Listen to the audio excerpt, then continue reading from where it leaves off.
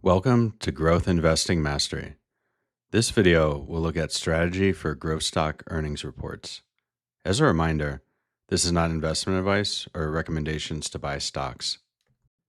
The purpose of this video is to improve your ability to analyze earnings reports, and you will be fully prepared going into the report by following this process.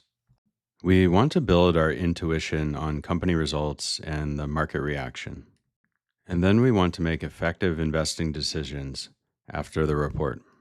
A small improvement in our process will get better results in the long run. As of our last portfolio update, this channel is up 232% since the start of 2024. Let's now take a look at our assumptions for this video. The first is that this is a company we already own. The financials show acceleration in revenue and profitability. And we're already familiar with this company's product, and this is a narrative we're excited about. We also know the earnings date in advance. Throughout this video, we will use examples that assume we're reporting Q2 numbers, as most companies are reporting Q2 numbers right now. We will also assume this is a 10% position for us, meaning it's a medium or high confidence position. Let's now take a look at our 12-step process for reviewing an earnings report.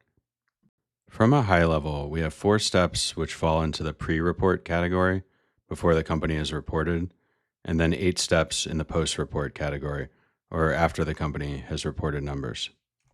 Step 1 is to review the prior earnings report a few days before the new report. In this case, we'd be reviewing the Q1 2025 report. Next, we want to examine the guidance the company gave on that Q1 report. The third step is to note where analyst estimates on revenue and profitability are. And then we want to make a guess where the company will land versus those guided metrics. Our fifth step is to load the investor relations page before 4 p.m. without checking any results. Once we refresh the page and the report is there, we want to read through the press release in full. Next, we want to note where the company landed versus the guesses we made. And we want to examine the guidance the company is giving for Q3 2025 or for the full year. After that, we want to make a prediction on the stock price in the after-hours market. Then we check the movement after hours and compare to our stock price guess. We want to review the earnings transcript when it becomes available. Our final step is to decide on our next investing action regarding this stock. Step 1 is to review the prior earnings transcript. And in July of 2025, companies are getting ready to report their Q2 earnings. We start by rereading the prior Q1 transcript, and we underline with a red pen as we go. The color has some symbology to it, and we can think of the red as going to war. Assuming this is a company we have owned for a while, a blue pen was used to highlight the report initially, and a green pen to review mid-earnings season. The symbology for the blue is an ocean or sky, meaning openness in our mindset. And the green mid-season can be thought of patience or where we make our money. The different underlining colors allow us to determine when we notice a specific statement. The type of items we want to look for on our final review of the report are any comments indicating how Q2 is going already. We want to notice any jaw-dropping numbers or stats. Sequential quarter-over-quarter numbers are the most important here. We also want to note if management is stumbling over words in the question and answer section, whether that's positive or negative. A lot of times this stumbling over words can indicate management didn't mean to reveal these details or they're getting a little uncomfortable. We also want to look for analyst confusion and how does management respond. Sometimes the analysts simply don't understand the numbers or they have some off-the-wall question. We want to note positive, colorful language. An example would be the AppLovin CEO saying we have long lines out the door. Lastly, we want to note any new information we previously did not know about this company, especially if it's relevant to the Q2 report. Our second step is to examine the previous guidance the company gave. We can check the press release from the Q1 earnings report regarding guidance. Another way to check the guidance is to look at the end of the CFO's comments from the Q1 transcript. We want to note how much the revenue guide would be for year-over-year and quarter-over-quarter comparisons. And management sometimes guides on company-specific metrics. And if they do guide on these metrics, we want to note where those metrics lie. In our example here for a hypothetical company, Q1 had 100 million of revenue and adjusted EBITDA of $15 million. The Q2 guide is for 115 to 120 million of revenue and adjusted EBITDA of 17 to 20 million. We should keep in mind that not all companies give guidance. However, we prefer companies which give guidance because it indicates predictability in their business. But if the company doesn't give guidance, you can obviously skip this step. Our next step is to look at analyst estimates, which are provided in most data providers. And we want to check the analyst estimates for revenue and profitability. Most data providers will have revenue, adjusted EBITDA, or a net income estimate. We should keep in mind analyst models are inherently conservative, and they extrapolate out data from previous quarters and the company guidance. Analyst estimates rarely ever make a bold prediction, and most of the time the estimates just fall into the range the company gave, usually towards the higher end of the company's guidance. And looking at analyst estimates is much more important for companies which do not give any guidance. However, we don't want to take analyst estimates too seriously. This is because they're just typically extrapolating out numbers, as we mentioned. But the analyst estimates can provide a guideline of how the stock may trade by beating estimates. Step 4 is to guess where the company will land on their numbers. And in our example, we know the company guided for 115 to 120 million of revenue, with adjusted EBITDA in a range of 17 to 20 million. We want to use what we learned from the re-review of the transcript to help make this guess. To make a good guess, we need to read between the lines if the guidance baked in all the company prospects, or if this company is sandbagging on their guidance. An example from the transcript, which could indicate that Q2 is strong, is if a company said something like, "Our sales of product Y have been above our internal expectations." So based on all we know about this company, we guess that they're going to get 123 million of revenue with adjusted EBITDA of 22 million. And this is one of the few places in our strategy where we do any guessing. The guessing here helps build our intuition about this company and this company's results. Step 5 is to load the investor relations page. And most companies report around 4:15 p.m., so we want to have the page already open by then. I usually like to use a completely fresh browser window and have this investor relations page be the only thing up so there's no distractions. And we can keep refreshing the page until the press release shows up. We want to make sure we inadvertently do not check stock prices. Accidentally seeing the stock price movement after hours will add market bias. And we don't want any spoilers. It's the same way with a movie. We don't want someone to tell us the ending of the movie before we watch the movie. Additionally, we don't want somebody to tell us the movie's either good or bad. We really want to make up our own opinion. And what can happen is if we accidentally see the report, and for example, it's down 20% after hours, then we assume it's a worst case scenario. We really want that fresh perspective where it's only our opinion first before any market bias is added. Step 6 is to read the press release in full. And we're assuming you've refreshed the investor relations page until the press release is out now. We do a full read through of the release and we note any standout metrics. We also note any new information we did not previously know about the company. We want to examine the company's income statement, which is sometimes at the bottom. Some companies do an additional slide deck with graphics, and it's worth checking out that slide deck if that's provided. In this press release and slides, we want to look specifically for quarter-over-quarter numbers to determine if there's accelerations in this business. Step 7 is to note where the company landed versus the guesses we made earlier on revenue and profitability. In our example, we guessed there would be 123 million of revenue and 22 million of adjusted EBITDA. The press release shows the company got 128 million of revenue in Q2 and 24 million of adjusted EBITDA. The numbers landed ahead of our already optimistic guesses. Step 8 is to examine the new guidance the company gave. So we're keeping in mind the company just got 128 million of revenue and 24 million of adjusted EBITDA in Q2. The guidance for Q3 is for revenue with a range of 125 to 130 million and adjusted EBITDA from 22 to 25 million. This new guidance looks quite poor, and the company is projecting sequentially flat revenue and EBITDA. And we may be confused initially. The current quarter was so strong. How are they guiding so low now? When we re-examine the press release, we notice the company mentioned a new regulation, and it seems like the impact is quite large, as this guidance isn't good. Step 9 is to make a prediction for the stock price.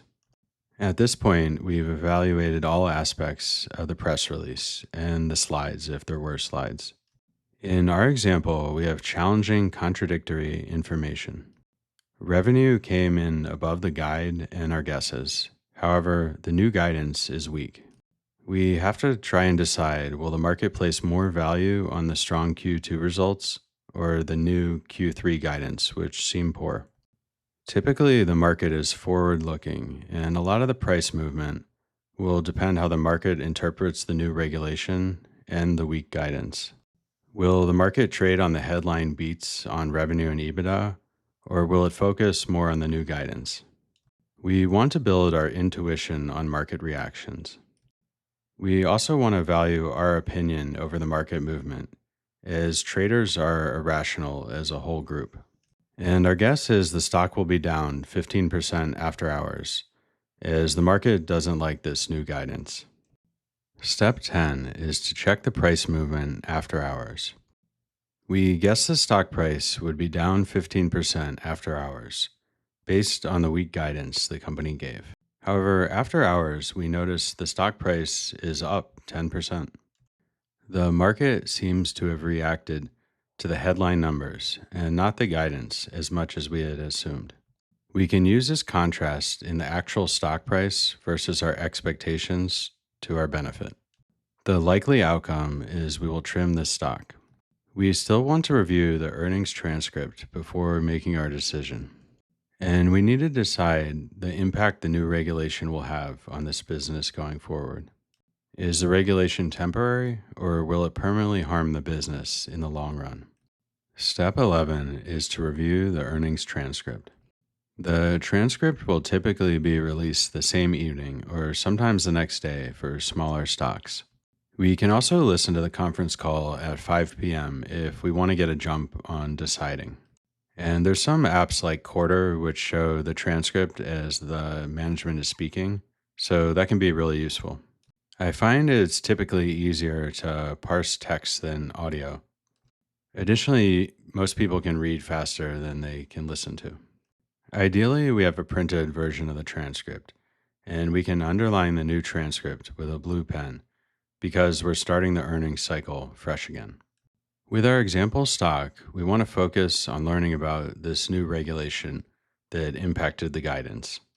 We want to pay attention in the question and answer session to analyst questions about the regulation.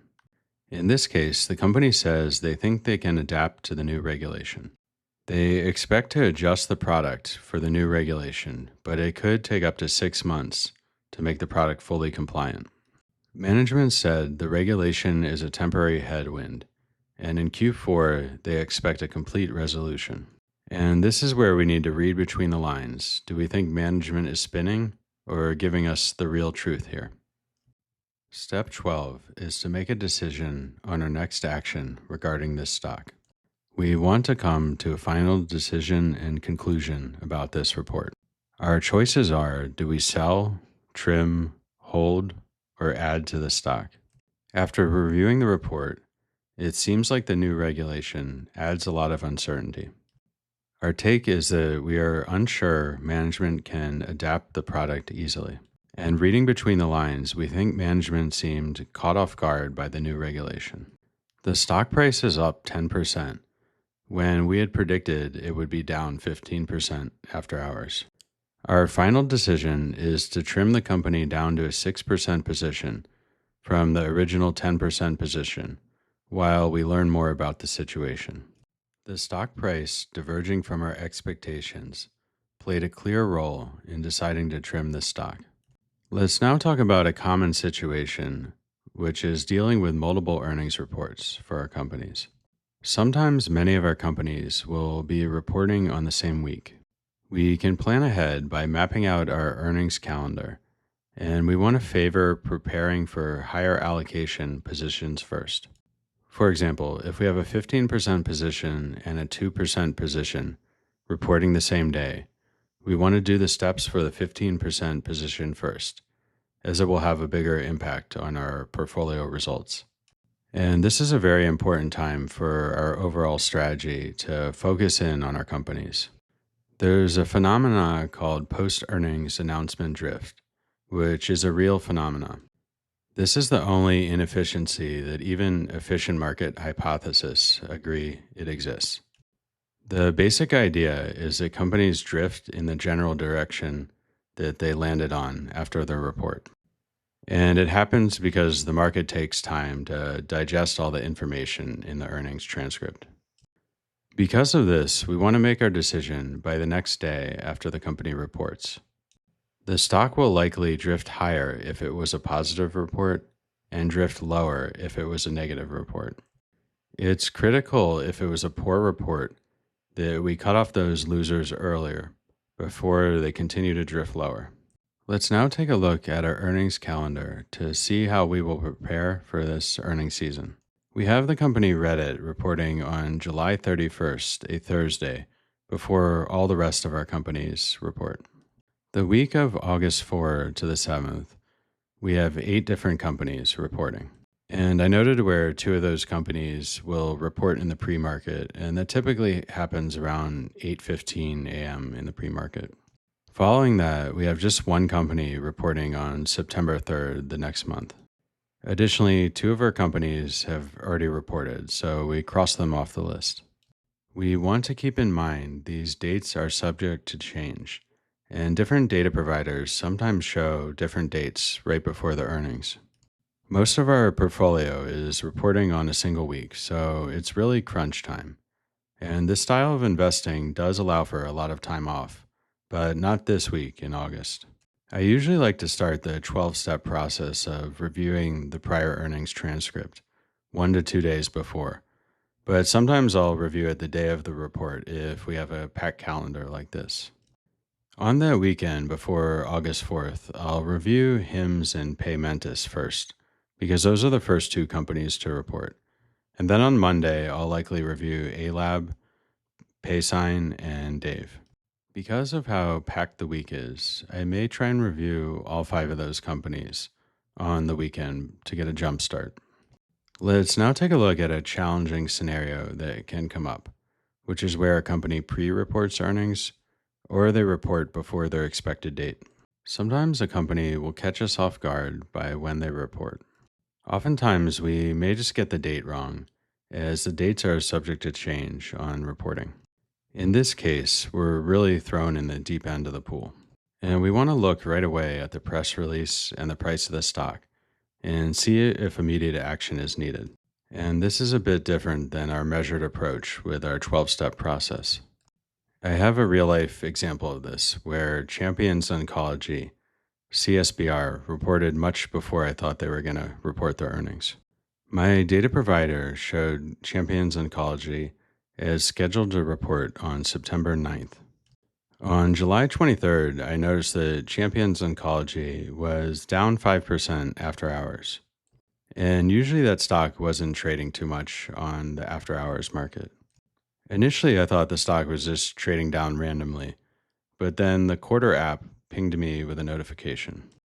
Champions Oncology was actually reporting a month and a half before I expected it to. And right away, I noticed the numbers looked terrible. Revenue was down year over year. The previous quarter had a data deal worth $4.5 million, and management had said there was 2 to 3 deals in the pipeline. However, in this quarter, only one deal landed, and it was for $200K only, less than 1/20th of the size of the original deal they signed. Management had never mentioned the size of the upcoming deals in the pipeline, and it was one of the big question marks I had about this stock. And I felt that management should have warned ahead of time if these data deals would be much smaller in size. For me, this was a red flag, and I sold after hours as there was no way I could continue with these numbers. The price I sold at was $7.33, and the price is now currently $6.24. Let's now look at some conclusions for reviewing earnings reports and preparing for earnings season. We need a clear and well-defined process for the earnings season. Defining our process better will improve our returns in the long run. We want to eliminate market bias from influencing our initial opinion about this stock. We use guesses on guidance and the resulting stock price to build our intuition. If we see divergence in our guesses from the actual numbers, that can give us clues about what decision to make next. This process builds a superior foundation to analyze earnings, and getting just a few tips from this video will improve your results in the long run. This concludes the video, and if you enjoyed the video or learned something new, leave me a like or comment below, and subscribe if you want to stay notified of future updates. As a last reminder, this is not investment advice or recommendations to buy stocks.